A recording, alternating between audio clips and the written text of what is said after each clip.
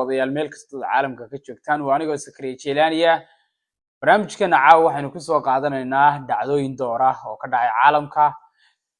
dalka Djibouti caasimadiisa magaalada Djibouti waxa maanta ku kulmay saddex madaxweyne oo ka soo kala jeeda shan wadan oo wadamadii la oran jiray shanta Soomaaliya ama shanta Soomaaliyeed waa madaxweynaha cusub ee dib loo doortay Xasan Sheekh Maxamuud iyo madaxweynaha aan muddada dheer ciidamo dooranay isagu ciidamada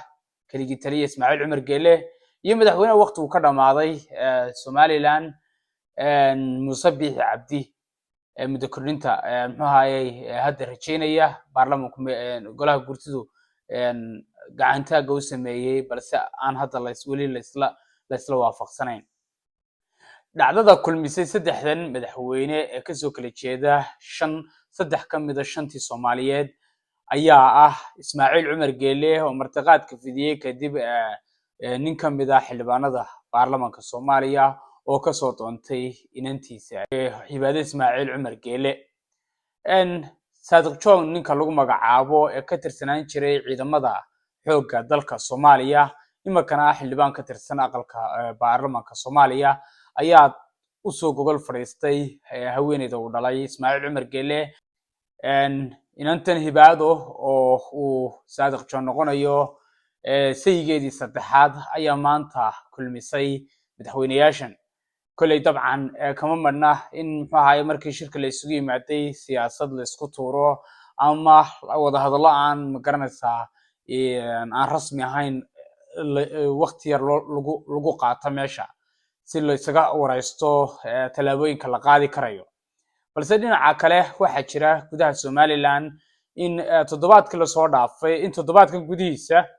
ay yimaadeen laba wafti oo ka kala socda dalka Turkiga iyo Norway kuwaas oo raba in dib loo bilaabo wada hadaladii Somaliland iyo Soomaaliya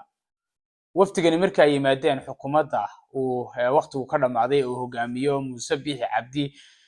kulamo ay la yeesheen sidoo kalena xisbiyada mucaaradka Somaliland ay kulamo la yeesheen dawladdu waxa la sheegay inay shuruudo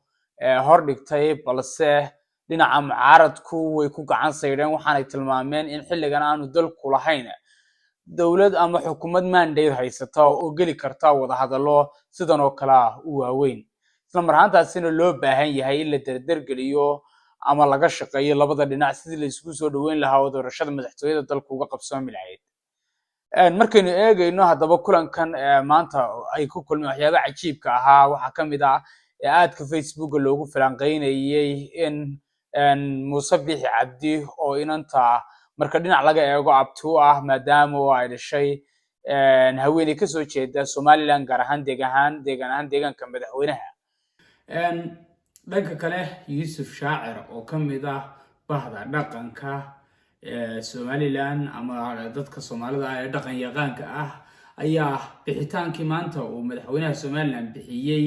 inanta uu dhalay Ismaaciil Cumar Geele Hibaado Ismaaciil Cumar Geele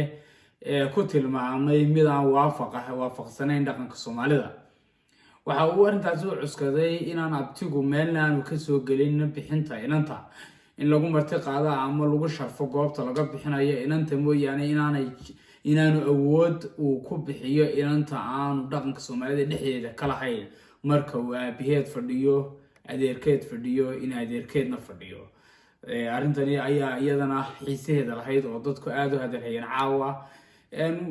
tawadayaal intaas ayaynu ku soo gabagabeynaynaa dhacdada maanta ilaa caawa ka dhacday magaalada Djibouti oo ay ku sugan yihiin saddex ka mid ah madaxda deegaanada Soomaalida haday noqoto dhulka Djibouti ama dalka Djibouti Soomaaliya iyo Somaliland waa anigoo Sakariya Jeelaaniya iyo Cumar oo dhinaca kamarada waxaan idinkaga tegaynaa tan iyo intaanu ku kulmayno warbixin tan la mid ah oo xiiso badan. Salaamu calaykum waraxmatullaahi wabarakaatuh.